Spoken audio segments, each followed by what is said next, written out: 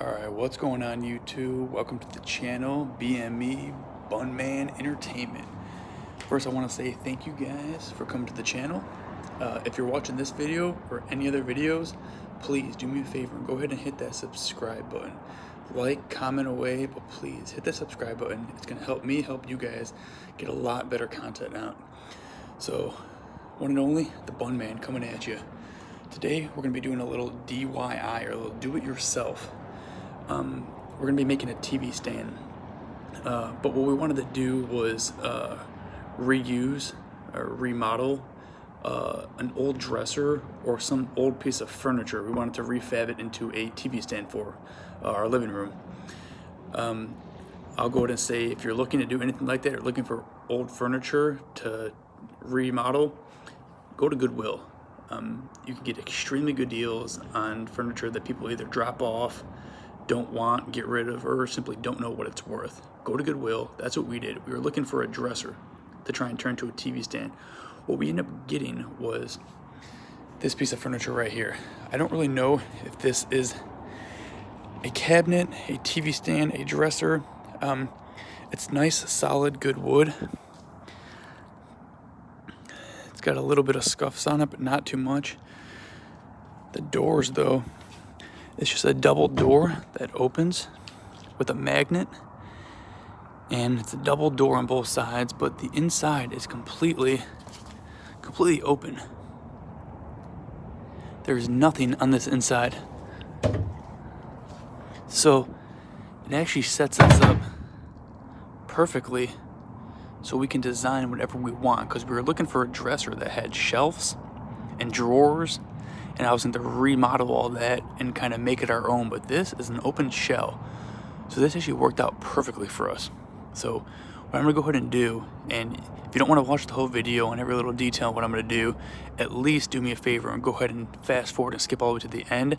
I'm going to show you beginning photos and after photos of what it's going to looks like and what it's going to look like at the end, and it's going to be amazing. So please stick around, or at least look at the finished product and give me a comment, and go ahead and subscribe now. Thank you. What we're going to do first, though, is we're going to remove, we don't want these doors and all this hardware, so we're going to get a screwdriver and we're going to remove the doors, the hinges, and the little magnet connectors that are on there. We're going to remove all that first things first, and I will get back to you as soon as I get all this stuff removed and taken off. Alright, so as you can see here, we have just our complete open shell. It's exactly what we wanted. All the hardware's off. Like I said, the finish isn't too bad. It's a very light, like a light stain on here already. So I'm going to go ahead and stand the top, the sides. The back is like that flimsy board on there that you can like drill a hole through. Not real wood.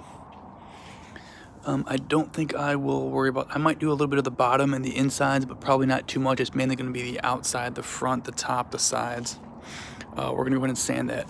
The sander I'm using is your very basic Black & Decker random orbital sander. I believe I got 80 grit sandpaper on there right now, just to kind of take it off fast. I do have higher grits in my garage that I'll put on there for the final touches, but we're gonna go ahead and use 80 grit and just kind of rub all this off, and we'll see how well it works. I'll go ahead and show you for starters right here.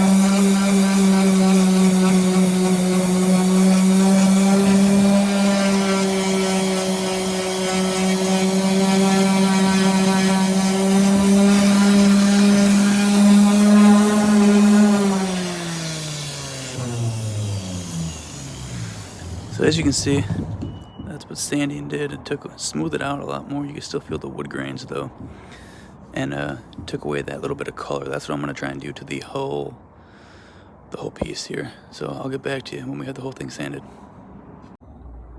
Alright, what's going on YouTube? Bunman Entertainment. So yesterday we left off with sanding. We sanded the whole thing down to our liking. We got the rough finish off of it. This is the top. As you can see, we got most the finish off to how we want. Right now, what we're doing is I got all my wood cut, my shelves, my braces. I got everything cut up. And right now I'm forming it in there. So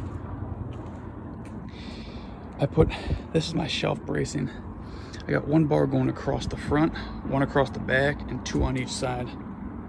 I measured all that out, cut that. I'm using wood glue and screws where possible, but it's not possible to get screws in everywhere, and it's not 100% necessary using wood glue and only for shelves. This is my particle board. I cut my shelf. I have it in there now because once I got this bracing in here, it wasn't going to fit, so I had to sneak that in there before I started gluing that in. I cut that to size for the inside diameter to fit in there. Once this finishes drying, I will go ahead and scoot this shelf down on top. I'm going to stand this up right side up. I'm going to put glue all around the edges here. And we'll go ahead and slide that board down on top and put some weight on it to let that glue into place. And then once we finish that, we'll move on to the next step and go on from there. So what's going on YouTube? Your boy, the Bun Man. Here's a progress update a couple days later. So far, we're almost there. So what I did from the last one is I put the shelves in. So I had this base trim that went around to put the shelf on. I put glue all around, put that shelf on. I snuck these sideboards. This is particle board. It's good for shelves. It's just a little hard to cut and sand because it falls apart very easily, but it's pretty sturdy and it should be strong enough for the shelves. I wanted to go ahead and just use that extra wood. I was trying to build this on a budget and use all the scrap wood I had. So I put walls up in here. I cut these to fit in there, as you can see, and I put that little pin right there to pretty much to hold the top from moving back and forth. I did the same at the bottom, but the bottom is covered. So I did that on both sides. I put a pin in the front and back and a pin in the front and back to keep that from locking in place because I couldn't really screw it in from the top or the bottom because this particle board doesn't really hold that well. You can't really bolt into it and screw into it like that. I did it on both sides. And then I went ahead and threw this shelf in there, and you could, if you want to have like a floating shelf, you could have used a different piece of wood, like some plywood, and I could have bolted it in from the side and drilled straight into it. But like I said, you can't really do that with this particle board. So I pretty much just made 2 little slide rails in here, and I glued that down straight on top of that. Did the same thing for the bottom, just to have it all the same material and same level. Went ahead and threw a piece of particle board down the bottom so you get the same shape. The sides looks a little rough right now. I just went ahead and got a whole bunch of scrap wood that I had laying around in the garage and just cut it to fit in here. There's a piece here, piece here, piece back there, piece here, piece here. I just pretty much put a whole bunch of scrap wood that I had to try and make it level with the particle board. Then I used a wood filler, which is right here. This Mini Wax stainable and paintable wood filler. Use that. It's kind of like a putty, and that's what I used to fill all my screw holes, all my gaps. That's what I used to fill the front right here because it was a little bit of a lip difference. So you can go ahead and use that to fill all your screw holes if you don't want them showing, if any are showing, and any gaps in between the wood. So that's what I had in here. I had a bunch of gaps from all the boards, so I filled all that in. I sanded it once, came back just now, and put some more filler in spots that needed to be a little more level. So we'll go ahead and sand that. It'll get pretty smooth, and once we paint it, you won't really know. If you were to stain the wood, you probably would see each board, but I'm painting it. So when you sand it all down, and make it all one complete unit and paint it, it should look like one flat surface, as long as you sand correctly and get everything pretty even. I did that on both sides, as you can see.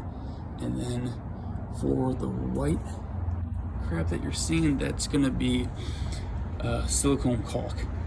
I ran that obviously because the shelf sits even with the wall, but there was a slight little gap. So what I did was get this silicone caulk. It's just this LX Flex dab for crown molding. Just premium molding trim seal. That's exactly what we wanted. It says you can paint it in, I think, 30 minutes on here, but you get this. You get a gun to apply it with. And I went ahead and did that around all the edges, as you can see, just to seal it up, so when it's painted, it looks very flush and a little more professional. So right now, like I said, I added a little bit more of that wood filler in spots that I missed and leveled out more, so we're waiting for all that to dry. Then we'll come back in and do another resand, get all the surfaces super freaking smooth, and then it'll be ready for paint. And I haven't made the doors yet. That's gonna be next, the sliding barn doors. And while I was waiting, I figured I'd go ahead and stain the top. As you can see, that's what I did. Make sure it was clean and sanded. And I went in and re-stained the top. And what I used for that is just mini wax, wood finish, and honey. That's the color. I have a couple different flavors. I wanted to go with honey instead of Jacobine, which I did a couple other projects that were Jacobine and they're a bit darker. I want a little bit lighter to show the wood a little bit more. I may go ahead and throw a poly seal on top of that since it is the top surface. I'll probably go ahead and spread a poly surface on top once this dries, just to make it a little bit more smooth. And in the next step of this project, I will be building the doors and painting, and then we should be good to go. All right, what's going on, guys? So last time, as you can see, we got a little bit more done. We were putting that silicone caulk in all the corners and edges. I had the wood filler on the front and a couple gaps that I missed, and I had the wood filler in the bottom. So what I did since then was I drilled my holes for my rail.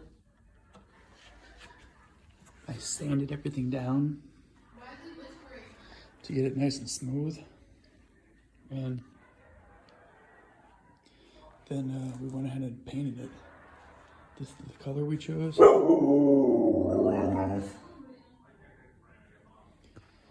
This is the color we chose. And all I have left to do is throw the hardware on, which is going to be the doors, which I'll show you guys next, the rails, and how all that connects with the wheels. But this is what we're looking like so far. Almost done. I think the pups are liking it. Let me know what you guys think, and the final product will be coming up shortly here. So here we go, YouTube. It's your boy Bun Man. This is the final product. We got that nice wood stain on top, same wood stain doors, which those are the doors that came with it. I just cut them in half because they were, if you look back in the beginning, there were 4 doors that were the full length. So I kind of cut them in half and took like the middle out so I can have this trim on all edges. It's a little trim lip. And I kind of reconnected them to have the same wood and the same style doors. I got my rail on there. I used a 3/4 by 1/8 aluminum. I got an 8-foot section, but this is only about 5 feet or so long. So yeah, you only need a 1/4 inch. Some people use an inch thick. I went a little bit smaller. Went with a 3/4 since I got smaller doors and it's a little smaller rail. I want to do everything kind of proportional. Then I got 1/4 inch bolts. I think these are 3.5 inches in length. Depends on how big of a spacer you're going to put. I have a 1 inch spacer, and how thick of wood you're going into. This is a 2x2 that I went into. So I wanted to make sure I put a bolt on the back. Some people just drill these straight in. I wanted to throw a bolt on the back so I can go in there, undo the bolt actually. So it's 3.5 inches. It's a 1/4 inch. That's a 1 inch, 1/4 inch diameter spacer. Put a little washer on the front. I put 4 of those on, 1 on each end, and then space them out in the middle evenly. As you can see, we got our whole top shelf, 2 bottom shelves. The doors do slide. Let's go ahead and get that in there.